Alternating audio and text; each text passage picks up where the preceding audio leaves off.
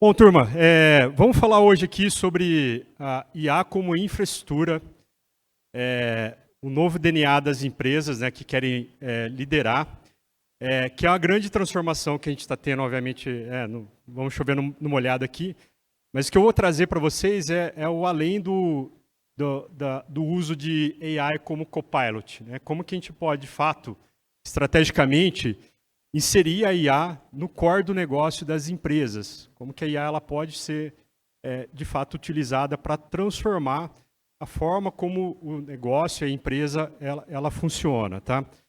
Se a gente fizer uma analogia, o patinete elétrico, por exemplo, ele é um meio de transporte que permite a gente ir de um ponto a outro de forma bem eficiente. Né?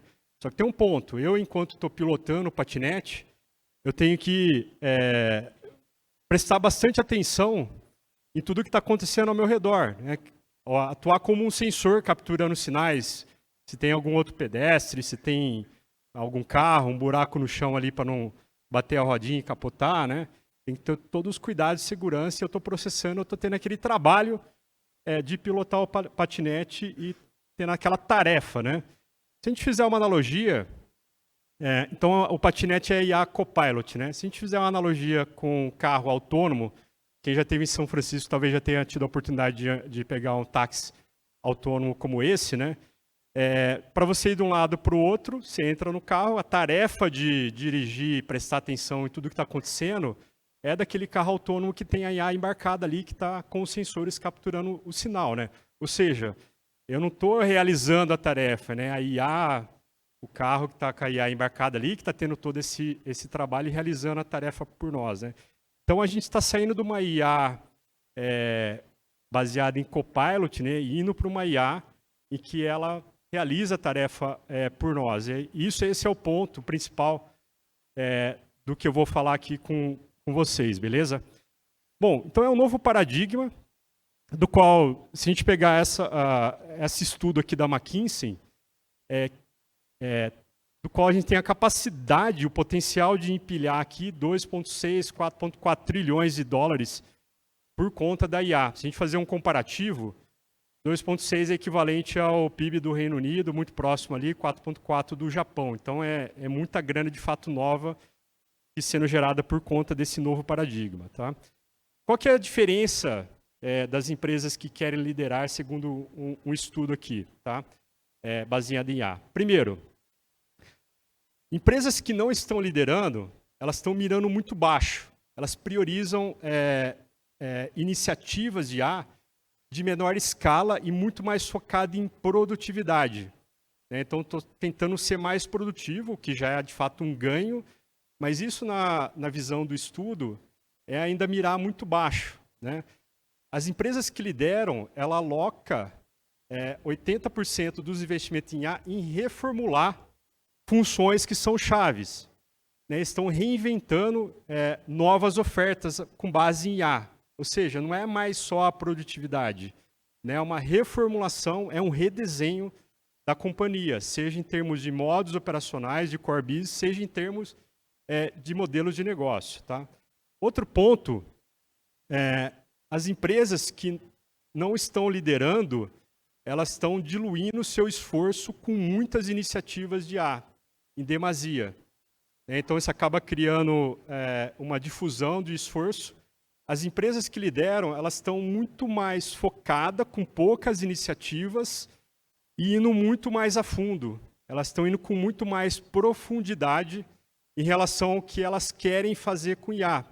Então, quanto menos iniciativas, mais foco, né, mais priorização, mais profundidade você consegue ter, consequentemente, potencial de retorno muito maior. Tá? Então, esses dois paralelos aqui, eles definem muito bem as empresas que estão olhando a IA como, de fato, um mecanismo transformador do core business, não só olhando para a produtividade, mas em reformulação de como ela funciona e de modelo de negócio. Tá? Quais são as oportunidades aqui? Esse novo paradigma, ela está sendo baseada em empresas que estão sendo impulsionadas pelos agentes inteligentes, que são autônomos ou semi-autônomos. A gente falou um pouco disso no keynote aqui com o Kleber Marcílio, mas se a gente pegar esse estudo do Gartner aqui, até 2030, 40% das grandes empresas vão utilizar algum tipo de AI agent dentro dos seus processos críticos. Tá? E outro estudo também é que espera-se ter até um ganho de produtividade de até 30% por conta do uso de AI agents até 2030 aqui dentro dessas companhias. Tá? Quais são as ondas que a gente está vivendo da GenAI? Tá? Então, a primeira onda aqui é a primeira onda baseada em Copilot, né, muito alavancada por conta do surgimento ali, todo o sucesso do GPT e de outros que surgiram aí ao longo do tempo. Né? A gente começa a entrar numa segunda onda que é a automação do workflows, com alguns pontos de trabalho cognitivo ali, de tomada de ação um pouco mais simples, né, de aciona ou não, envia ou não e-mail, com base em algum processo cognitivo mais trivial ali. E a gente está entre essas duas, a segunda e terceira onda, onde a gente já começa a tatear a tomada de decisão de processos e tomar decisões mais estratégicas. Né? Ou seja, também são fluxos automatizados, workflow automatizados, mas com tomada de decisões muito mais complexas, que requer um pré-treinamento ali muito mais robusto e um uso cognitivo muito mais sofisticado. Tá? E uma quarta onda que ela ainda está para se construir é quando, de fato, a IA está dentro do core business, ali, dentro dos processos das companhias, dentro do modelo de negócio, já está mais bem estruturado. Então, isso é algo que deve acontecer ao longo desse avanço, dessa ascensão de GenAI. Né? Então, essas 4 ondas aqui é o que a gente está vivendo nesse momento aqui dentro do mundo. Tá? Qual é esse novo DNA? A IA ela tem dentro desse novo paradigma, 3 grandes pernas aqui. A primeira é a questão dos dados, né?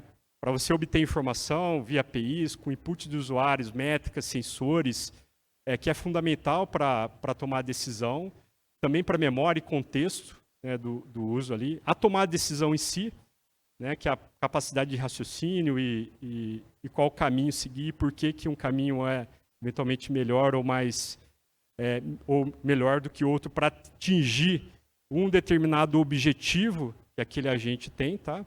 E a ação, né? O que difere os agentes dos copilots é a capacidade de tomada de ação, né? O copilot ele reage muito ao que a gente está iterando ali com ele, o agente não. Ele difere porque ele tem a capacidade de tomada de ação, né? Com base no raciocínio, com base no resultado, ele conseguir acionar um sistema, uma API, e de fato conseguir ser produtivo no objetivo que ele está fazendo. Né? Então, se a gente for definir explicitamente aqui o que são os agentes, né? O grande problema do AI agents, essa palavra, né? É que no mercado ele acabou sendo utilizado em demasia para muita coisa. Né? Tem gente que chama Copilot de AI agent. Até saiu vários artigos em mídias internacionais, no Washington Post, no TechCrunch, falando do uso da palavra de AI agent que acaba sendo utilizado para mais cenários do que outros. Né? Mas essa definição aqui ela é bem clara. Né? Ela tem a capacidade de tomar decisões e realizar ações para alcançar algum objetivo e alguma meta, né? Com total autonomia ou com uma autonomia parcial. Tá? Bom, se a gente pegar um outro estudo aqui do Gartner, que até 2028, por volta de 30% a 33% das aplicações, elas vão ter algum AI agent embarcado. Né? Esse é um aumento drástico que a gente veio aqui do ano passado com muito pouco de AI agent. De fato, esse ano aqui é o ano dos AI agents. A gente estava ainda muito na linha dos copilots. Tá? Quais são as características chaves que os AI agents têm? Né? Então, primeiro, proatividade. Ele não precisa ficar esperando eu interar com ele. Ele pode ser programado para tomar determinados gatilhos com base até em tarefa cognitiva. Ele tem autonomia, né, ou uma certa semi-autonomia ali, para tomar as decisões. Ele consegue orquestrar APIs, sistemas, ou inclusive ele consegue operar sistemas por nós, dependendo da tecnologia que você está utilizando, né? E o mais importante, ele consegue se aprimorar e aprender de forma continuada, né? Que é a mesma capacidade que nós temos, né? Ao longo das iterações da execução dos processos, a gente vai melhorando, vai tomando decisões mais rápidas, já encurta alguns caminhos, né? E aí, com isso, a gente vai se tornando cada vez mais eficiente no que a gente faz, e a ideia dos agentes é a mesma estratégia aqui, tá? Bom, em termos estratégicos, se a gente fala assim, bom, como que eu faço parte de uma indústria, estou dentro de uma companhia, eu quero adotar AI Agent, pô, por onde eu começo? Qual que é o caminho, né?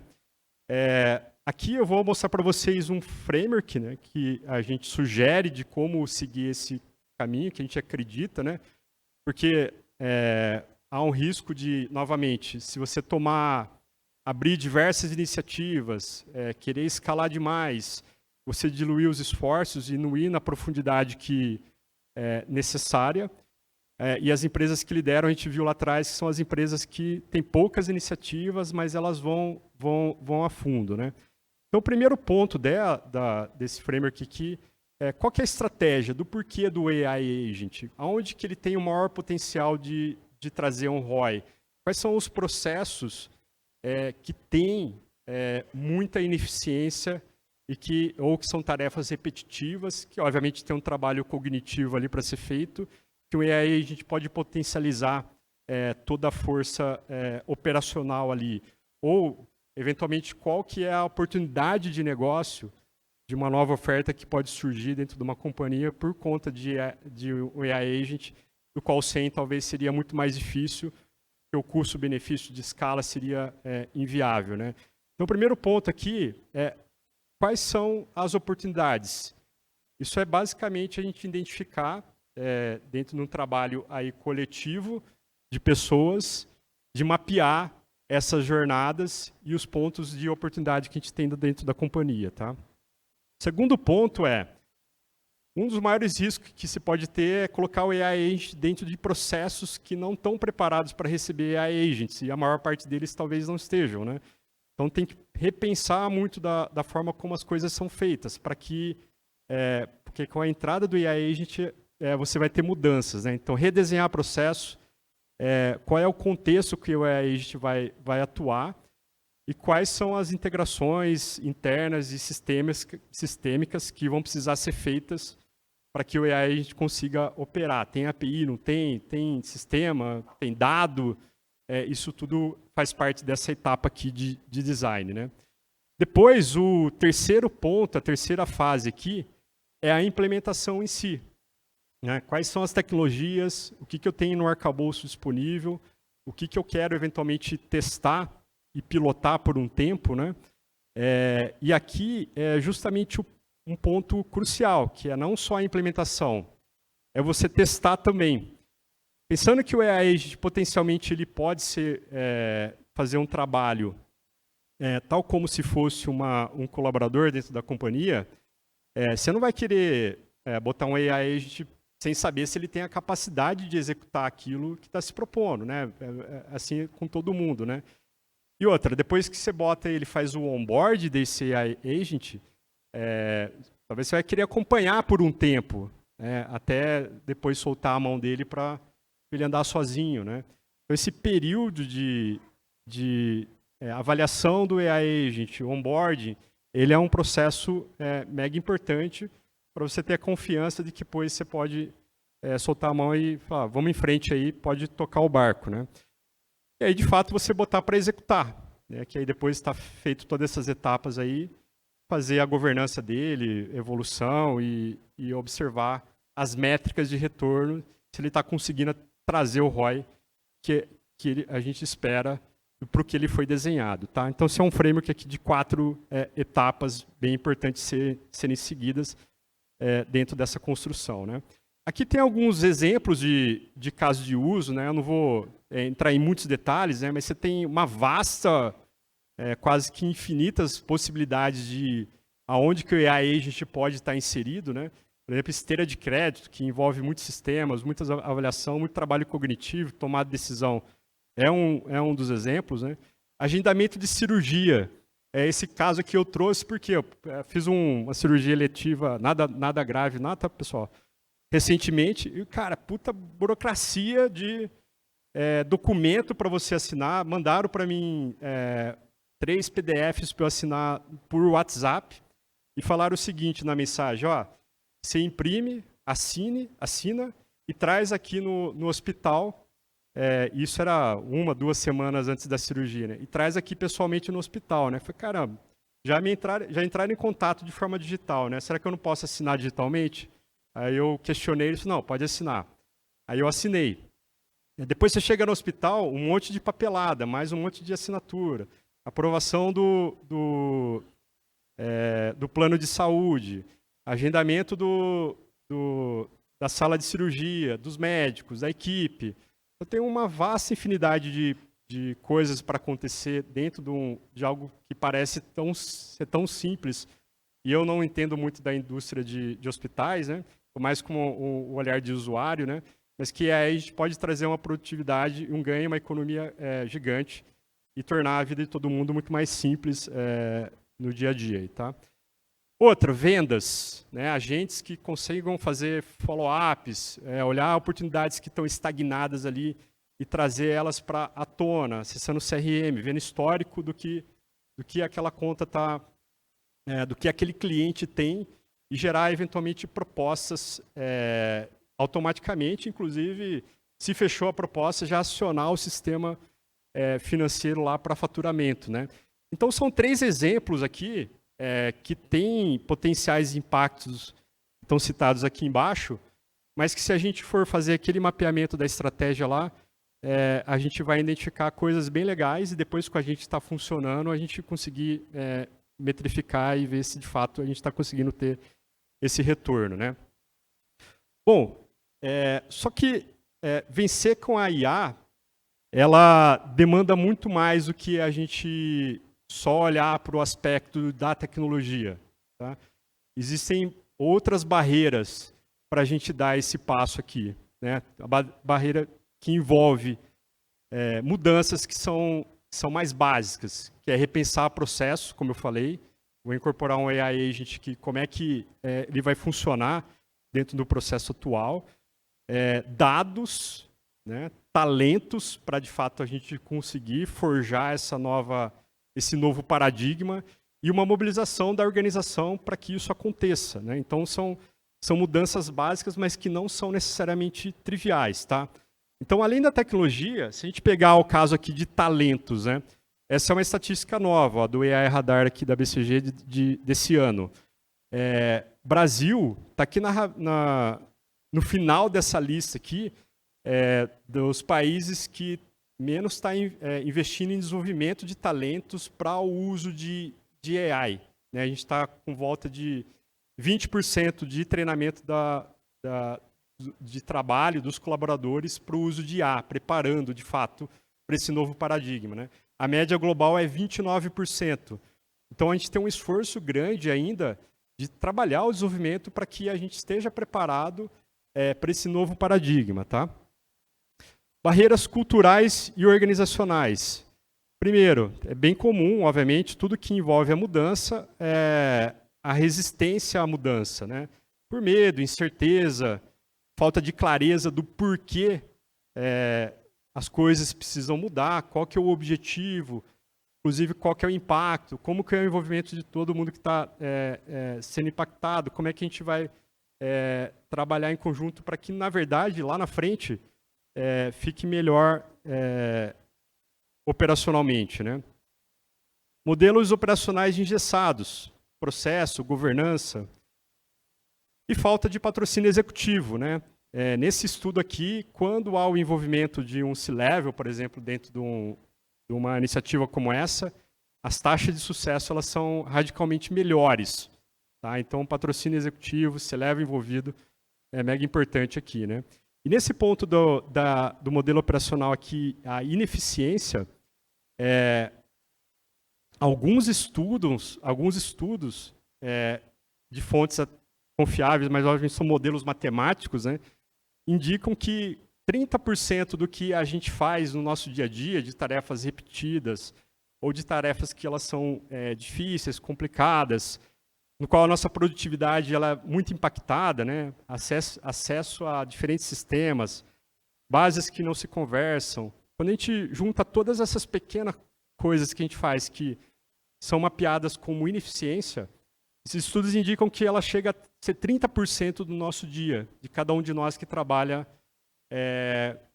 ligado a back-office, a digital, ou até mesmo vendas. 30%. Se você pegar esses 30% e comparar, multiplicar pelo PIB de qualquer país, aí vamos pegar os Estados Unidos, a gente está falando de quase 10 trilhões de dólares que é desperdiçado com ineficiência, né? Então, esse é um ponto mega interessante da gente observar, onde a gente tem um potencial de destravar ali, né? Em termos de repensar processo, se a gente pegar como que o antes do AI Agent, né, vislumbrando aqui um cenário hipotético, né, e como que é com o AI Agent, né, a gente está falando de processos muito mais lineares, de fato, processo centrado nas pessoas, né, baseado em documentos, reuniões, sistemas, né, os Systems of Records, decisões que são manuais ou até mesmo lentas, né, na tomar decisão ali, porque tem que analisar muito dado, muito número, e nem sempre a gente é muito bom em fazer isso, né. Baixa capacidade de adaptação dos processos. Então, a gente tem um conjunto de atributos lá que, com o impulso de AI, a gente começa a orquestrar AI agents, então está muito mais voltado para o que os agentes estão focados, qual é a especialidade que cada um tem, qual é o fluxo de acionamento que está sendo feito ali por linguagem natural, o contexto de decisão, de tomar decisão em tempo real, inclusive, né? E a governança ela tem que ser by design, no caso desse paradigma. Por quê? Você tem que já preparar para que as regras de como os agentes funcionam já tem que estar pré-estabelecida para que não tenha nenhum risco de ela não ser responsável no que ela está fazendo ali na tomada de decisão. Então, ela tem que nascer já by design a governança aqui para os AI agents. Tá? E outro ponto é a questão dos dados, né? Então, a gente falou ali de talento, a gente falou de processo, né? De mudança cultural, de repensar a organização. E o outro ponto são os dados. Porque dado ruim vai trazer decisões ruins ou enviesadas. E aqui a gente está falando do quê? Estou falando de conectividade, por exemplo. Quão fácil é eu acessar os dados? Se eu tenho API, se eu não tenho? Se eu tenho capacidade de integrar com esses sistemas externos, eventualmente, né?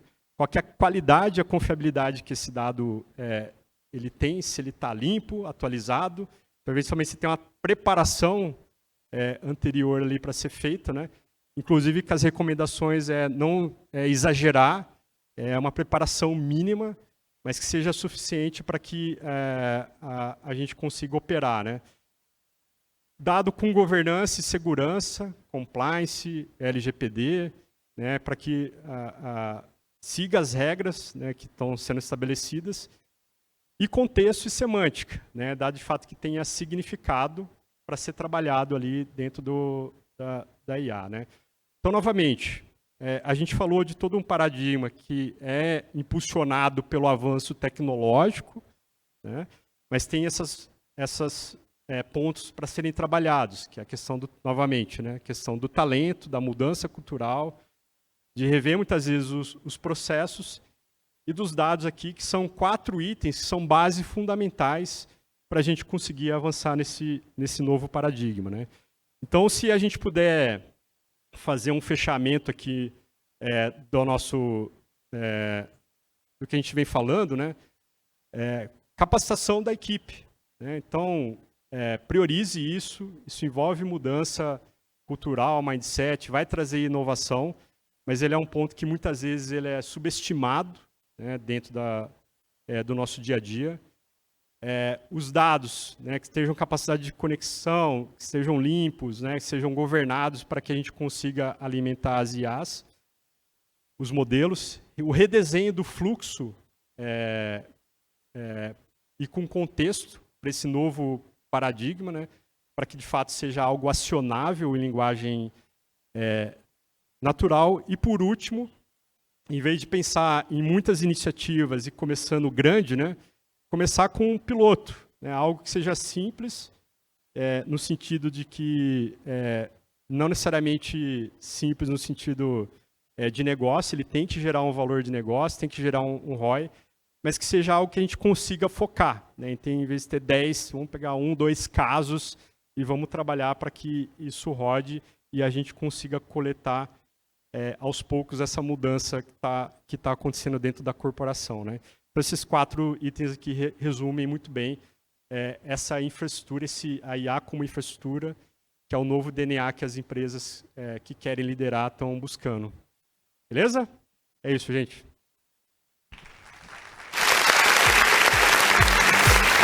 Valeu, Fabião. Fábio é um cara que vive no futuro, ele vai estar ali disponível para responder mais perguntas, mas ano passado o Fábio, num bate-papo, falou assim: John, a gente vai falar bastante de inteligência artificial, mas o próximo salto é um salto de computação quântica, e esse ano que está bombando de investimento em computadores quânticos e tudo mais, e o Fábio, há um ano antes, já estava pesquisando, é um cara que está sempre um passo à frente. Aproveitem para tirar dúvidas com ele e compartilhar, é sempre bom tirar uma casquinha de pessoas estudiosas assim como o Fábio. A gente tem bastante pergunta aqui, hein? Então, vamos acelerar. Traz uma fácil aí. Senão... uma fácil? Pô, aí não tem nenhuma, aí acabou, não vai ter. Mas vamos lá. Como pode lidar... Pode perguntar para o IAS, para ajudar a responder. Sem chat GPT, vai ser só inteligência humana aqui. Tem um pontinho aqui que está me ajudando. Ah, beleza. Como lidar com a resistência organizacional na implementação de AI? Boa pergunta, né? Tá ligado com a parte da mudança cultural, né, John? Bom, eu sempre acredito que a melhor forma de se tirar a resistência, eu acho que é trazer as pessoas para dentro do processo de transformação que você está querendo atingir, né? Então, a partir do momento que você traz as pessoas para próximo, dá clareza da onde quer chegar, como que esse processo tende a acontecer, envolve todo mundo, e se o objetivo está claro e as pessoas estão engajadas em relação a esse objetivo e estão participando do processo, a tendência é que com esse engajamento e essa participação, essa resistência ela diminui, porque vai tirando a ansiedade também, né? Porque se tem um grupo isolado trabalhando em uma iniciativa que potencialmente você pode estar impactando um processo que você está inserido e você não está envolvido, isso tende a trazer ansiedade e tirar o sono, né? Então, a melhor forma de fazer isso é envolver, engajar e dar clareza para o objetivo que você quer atingir com a transformação. Minha opinião. Excelente. O Pedro mandou uma pergunta aqui. Você acredita que a melhor abordagem para implementar AI nas rotinas seja iniciativa centrada em uma equipe que vai puxar essas demandas ou pequenas células em cada uma das unidades de negócio? Excelente pergunta, Pedro. Excelente pergunta. Vai depender muito da maturidade que cada companhia está, né? Porque no começo, como eu pegando até o gancho das pesquisas aqui, dos estudos, né? Se você abrir várias pequenas células distribuídas em várias unidades, você está indo naquela linha de diluir o esforço, né? Então, talvez você não vai ser profundo o suficiente, né? Então, se é algo que está começando, olhando os estudos que é baseado em dados e fatos mesmo, acho que o melhor caminho pega uma célula, um departamento ali, um grupo de pessoas, uma iniciativa, vai mais a fundo, tem mais chances de sucesso do que o contrário, né, na minha opinião. Bacana. Pergunta do Felipe. Na jornada crítica de implementação de um AI agent, qual o maior erro que você acredita que as empresas estão cometendo e o que você faria diferente? A gente tem pouca caso de uso de implementação que a gente, com maturidade suficiente para dizer, olha, eu iria para um caminho diferente assim, assado, né? Tá tudo muito ainda começando em pilotos, né? Novamente, né? Tô pensando em AI agent naquela definição de ter uma certa autonomia, a capacidade de acionamento, né? Contexto, não das estratégias baseadas em copilot que traz muita produtividade, né? Então, pegando o AI agent mesmo, dada aquela definição, que é para a gente balizar o que a gente está falando, né? Tem até pouco caso que, cara, vamos por esse caminho, vamos para o outro, né? Mas o que a gente sabe é que você tem a tecnologia e você tem aqueles 4 pontos do que eu falei, né? Capacidade de talento para fazer acontecer, isso é fundamental. Não adianta, a IA não vai resolver isso para a gente, né? São as pessoas que vão fazer essa transformação, né? As barreiras culturais de transformação que são da natureza nossa aqui, dados, né? E o repensar processos, que são os pontos críticos, na minha opinião, que deve ser ter mais cuidado no momento que for iniciar esse tipo de abordagem, John, na minha opinião, tá?